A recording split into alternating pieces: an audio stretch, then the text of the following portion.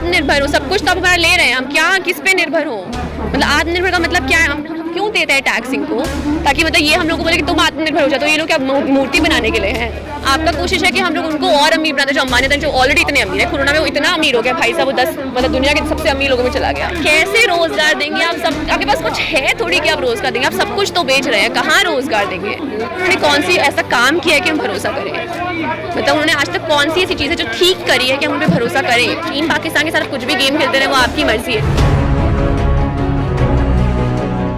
मेरा नाम परिभाषा है, मैं स्टूडेंट फेडरेशन ऑफ इंडिया से हूँ और मैं अम्बेडकर यूनिवर्सिटी कश्मीरी गेट की स्टूडेंट हूँ। क्या मैसेज आप यहाँ पे क्या सोच के आप लोग आए हुए हैं, जो आए हैं यहाँ पे? हमारा ये जो आज का धरना है, ये C2 DYFI, C2 जो ट्रेड यूनियन ऑर्गेनाइजेशन है, DYFI जो यूथ ऑर्गेनाइजेशन है और SFI जो हमारा स्टूडेंट्स का ऑर्गेनाइजेशन है, इन सबका एक मिलकर एक धरना दिया जा रहा है रोजगार के मुद्दे पे, क्योंकि हम मानते हैं कि रोजगार को अब एक मौलिक अधिकार बनना चाहिए, होना चाहिए लोगों के लिए रोजगार मौलिक अधिकार। तो उसी के लिए धरना है, जो ये बहुत लंबा प्रोग्राम चलेगा, ये सिर्फ आज का नहीं है, ये भी महीनों तक चलेगा, जिसमें हम लोगों को एकजुट करेंगे और हम लोग मोर्चा दिखाएंगे बड़ा लंबा, कि जो बात सरकार तक पहुँचे कि लोगों को रोजगार चाहिए और उनको मिले।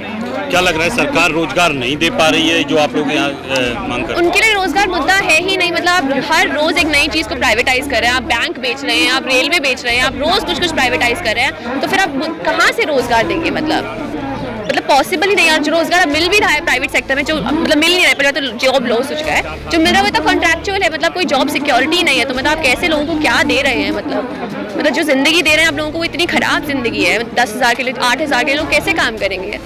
लेकिन आत्मनिर्भर होना चाहिए। किस पे आत्मनिर्भर हो? सब कुछ तो आप हमारा ले रहे हैं, हम क्या किस पे निर्भर हो? मतलब आत्मनिर्भर का मतलब क्या है? हम क्यों देते हैं टैक्स इनको, ताकि मतलब ये हम लोग को बोले कि तुम आत्मनिर्भर हो जाओ, तो ये लोग क्या मूर्ति बनाने के लिए हैं?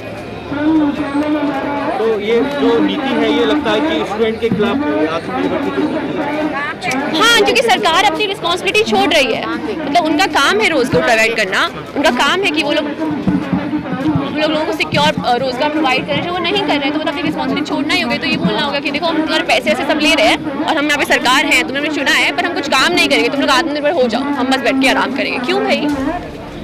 लेकिन सरकार तो ये भी कह रही है ना कि बिजनेस करना हमारा काम नहीं है, हम बिजनेस नहीं करेंगे, हमारा काम तो समाज के लिए सामाजिक कार्य करना है।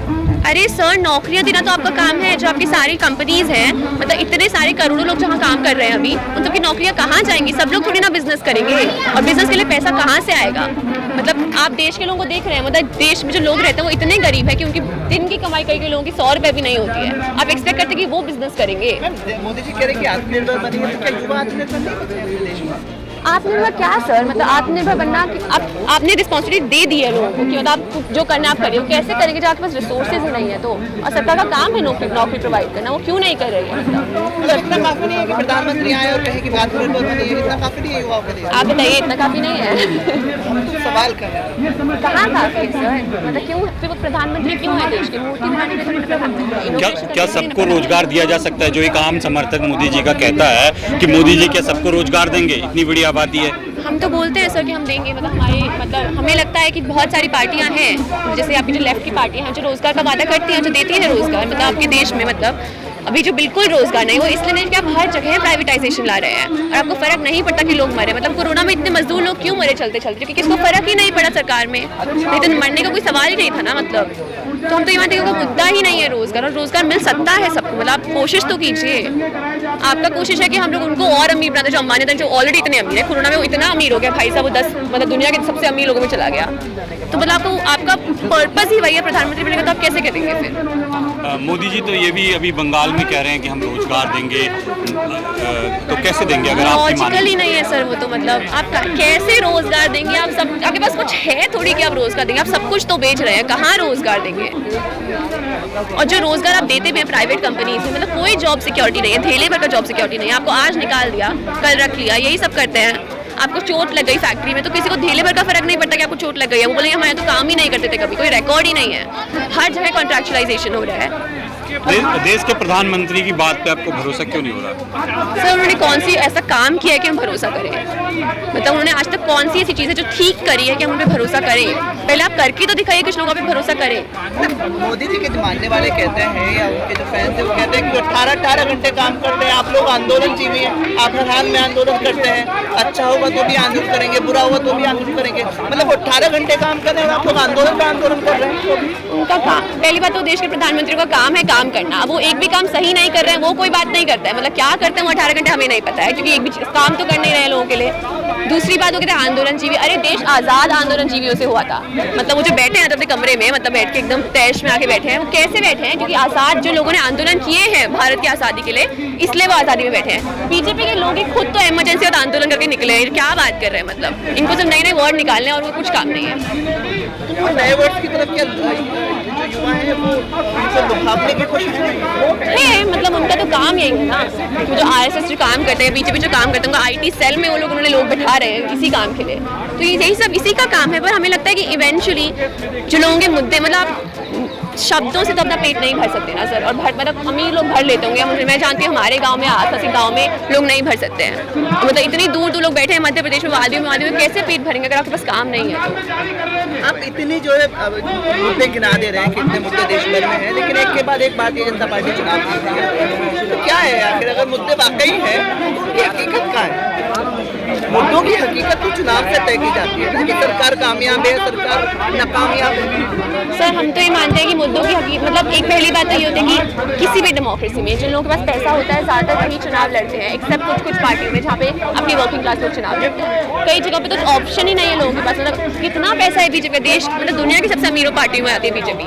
तो अगर वही लोग चुनाव लड़ रहे हैं और वही लोग वोट कर रहे हैं तो लोगों के पास ऑप्शन नहीं है, किसको वोट करेंगे? पहली बात तो आपने कहा कि गरीब जो अमीर लोग हैं वो चुनाव लड़ते हैं, हमारे तो प्रधानमंत्री, मतलब वो सौभाग्य हम लोगों का होना चाहिए कि वो चाय बेचने वाला हमारा प्रधानमंत्री है। चाय बेचने वाले जो आरएसएस के काडर थे और जो ऊपर पहुंचे हैं ये सब कर करके, मतलब जस्ट बिकॉज आप एक छोटे से वर्किंग क्लास बैकग्राउंड से, इसको तो ये नहीं है कि मतलब आप उनके लिए खड़े होते हैं। मैं तो कभी नहीं देखा उनको खड़े होते हैं लोगों के लिए।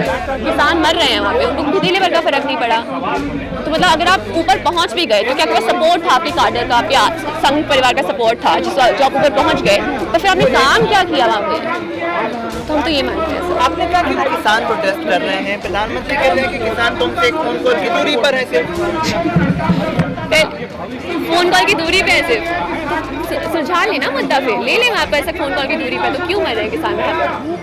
तो किसान जो है वो अपनी मांगी जो है अपनी तरीके से बनाना चाहते हैं, जो कि सही है। आप किसान के ऊपर कोई कानून लेकर आए हैं बिना उनसे सलाह मशवरा किए, तो उनको कानूनों को वापस लो। आप कौन है? आप सरकार कौन है? वो जनता की नौकर है, उनका काम है जनता के लिए काम करना और सर्व करना।